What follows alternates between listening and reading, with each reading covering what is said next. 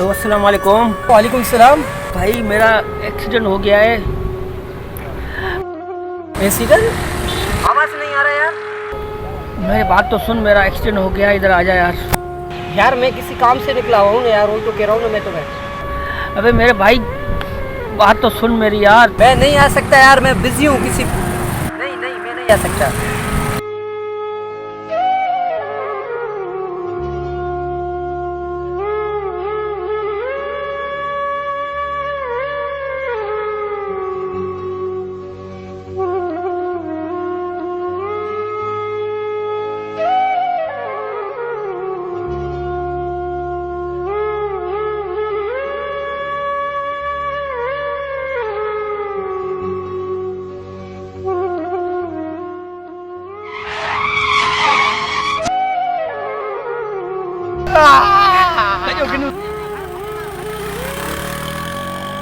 पकड़ो इसको।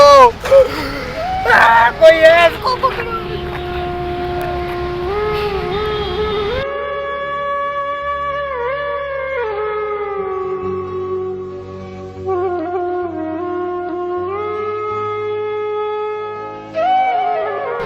यार ये जमार भाई का 4 दफा मैंने कॉल की, ये मसरूफ पे मसरूफ कर रहा है।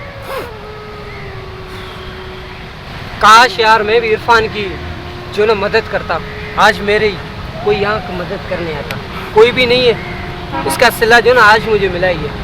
काश मैं भी बेचारे इरफान की जो ना हेल्प करता।